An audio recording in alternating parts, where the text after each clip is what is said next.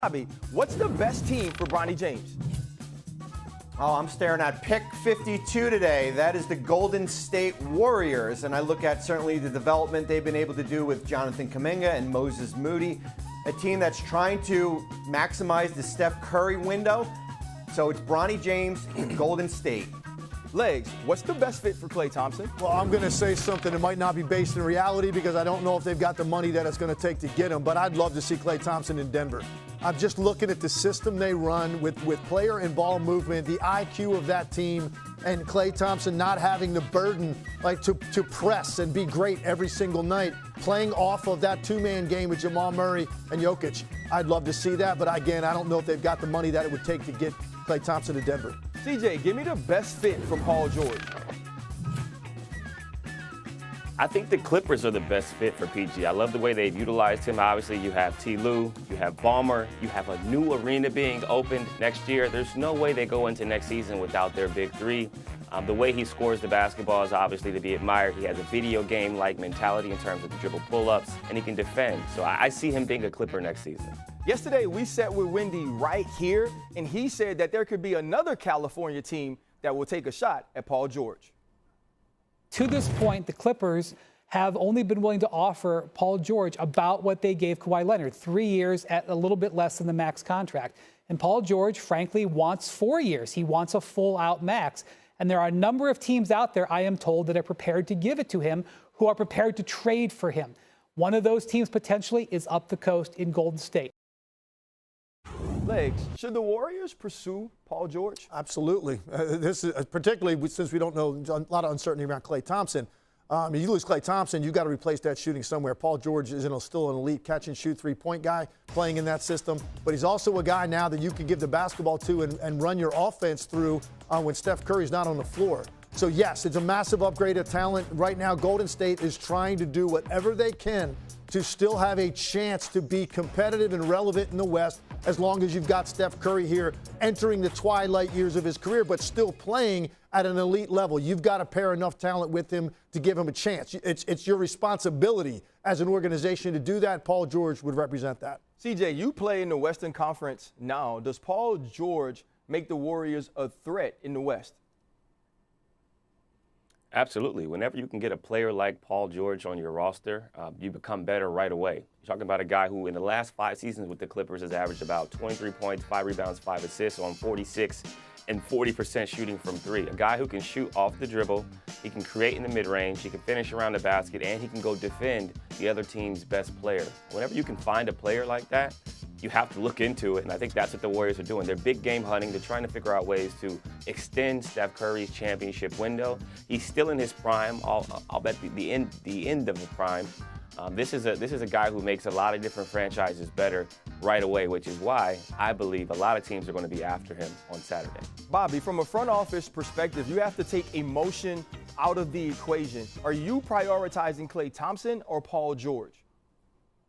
I'm prioritizing Paul George. I just look at it. You have one more big swing with Steph Curry on your roster, how you can try to upgrade this team right now. And I think when you look at it, Paul George certainly fits. Now it's a question of what's the cost, because Golden State cannot sign him outright. And what is Paul George walking into? And certainly the Clippers play a big role in that here. But for me, I think you do have to go in a different direction here, certainly based on where this Golden State team was last year. Paul George makes them a title contender, Legs? Yeah, I think they get into the mix in the West. I mean, look, there are a lot of teams in the West you've got to climb over if you're the Golden State Warriors to get there. And a lot of those teams are going to be just 1 year better, 1 year older. They're going to add talent as well. But there's no doubt, you add that talent level to play next to Steph Curry and the system, the coaching, that team would be back in the mix in a big-time way if you added Paul George. I think right now it's just tough because for Klay Thompson, this guy can still help good teams, and he can be someone that can be relevant on a team that's contending. I just don't know if it's going to be in Golden State. I think his role is something right now that he would probably struggle with. And I just thought last year something was not right with Klay Thompson. He was pressing so badly on squeezing the ball a little bit too tight. Maybe getting a change of environment could be a good thing for Klay Thompson, although maybe he envisioned playing his entire career next to Steph Curry, and that's how he wants to end it. A lot of questions in Golden State, but Paul George would be an upgrade in talent without question on the wing. CJ, take me inside the player's mind. Paul George in Indiana going back and forth with LeBron. We saw him in OKC with the Clippers. He hasn't won a championship. Why should we believe that Paul George can push a team over the top? I think it's about role and opportunity, but it's also about timing and injuries. I think time and time again, the Clippers have been close to winning a championship, and either Paul George or Kawhi Leonard has ended up getting injured in the playoffs. They have what it takes to win a championship. They just have to put all the pieces together and be healthy at the right time. But I think for PG, it's going to come down to what he wants most. Talked about it on his podcast, Podcast P. The fact that fit is important, culture is important, how he's utilized, and the roster that would be surrounding him in terms of the intricate pieces that you need to win a championship. I think for him, it's about figuring out, does he want to stay in L.A.? Does he want to play alongside Kawhi? Does he want to give it another go with T. Lue and the staff and hope that they're going to be healthy at the right time? Or does he want to explore other opportunities? But he has what it takes to help win a championship. They just need to be healthy at the right time. And I think that's the biggest thing for everybody is health, luck, and opportunity. Whether it's the Los Angeles Clippers or the Golden State Warriors, the top of the West is so difficult. Both of those teams will have it cut out for them, whether they have Paul George or not. But time for some sneaky big news. The Lakers drafted Dalton Knecht out of Tennessee with the 17th overall pick. He averaged nearly 22 points a game last season. The Lakers had Knecht in the top 10 of their draft board. Here's Stephen A. Smith on LA's first-round pick. J.J. Redick, okay? That's what you want. You know how important you is. LeBron James is going to get you open shots. Anthony Davis kicks it out to somebody. He don't need bricklayers. They don't need construction workers. They need a shooter. This is Knecht. I love the name, by the way. Knecht, that's what he brings to the table. I think this is the pick you were supposed to get. Way to go, Lakers.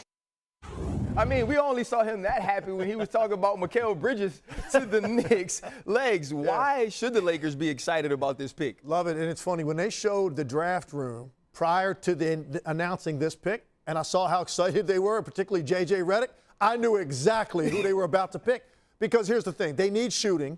They need somebody who can step in now. They don't have time to develop a 19-year-old when you've got LeBron James for a couple more years and you're still trying to win a championship with LeBron and AD. You need a guy that you can plug and play immediately. And nobody is more NBA ready in this draft than Dalton Knecht. So he's 23, and it's funny, that worked against him, and that is why he slid down. Here's the other thing. Playing for J.J. Redick, who is going to maximize more what Dalton Knecht can do off the ball and understanding and reading how to set your man up, come off screens, how to play without the basketball, than J.J. Redick? He did it his entire career. So Dalton Knecht couldn't have ended up in a better spot. The Lakers, I don't think, could have gotten a better pick at that spot. And I think Philadelphia, who picked one spot earlier, may be regretting this when you look at this pick, maybe halfway through the season or certainly a couple years down the road. Bobby, how do you view this pick? Oh, I love it. And when I talked to Dalton in May, I asked him the one question, why did he go to Tennessee? Certainly he bounced around junior college, and it wasn't to go score the ball or shoot the ball better. It was to learn how to play defense better here under Rick Barnes here. And I look at it similar last year. Miami drafts Jaime Jaquez, Golden State drafts Brandon Podzinski in the teens. Both guys make all rookie. Here's a guy that's 23 years old, and I think when you look at it, that was held against him here. And I think he can come in and play right now for the Lakers. CJ, after this ad in the draft, what else do the Lakers need? I think right now it's about figuring out their staff situation, right? Providing J.J. Redick with the proper help. A former head coach would be great. Former players on his staff to kind of help from a player development standpoint. I think those are things that they're going to look to kind of tighten up. But as Legs kind of talked about earlier, you need space, you need pace, and you need guys that can shoot the ball at a high level and not necessarily need the ball in their hands. LeBron has historically had great usage and kind of controlled the pace, controlled the paint. You have AD. You've talked about playing through him. If you're going to play through AD, he's going to create double teams because he's unstoppable one-on-one. So you're going to have shooters, spacers, and defenders out there on the court to kind of make the game easier for everybody else. And with J.J. Redick, we know the three-point shot is a huge emphasis for him and something that he's going to preach because he believes in math. I think you can already see J.J. Redick's hand in the L.A. Lakers drafting by this first pick, and I believe this is going to be huge to complement AD and LeBron. But the NBA draft continues this afternoon, and we will see if Bronny James will go. Coverage begins at 4 Eastern on ESPN from our Seaport District studios in New York.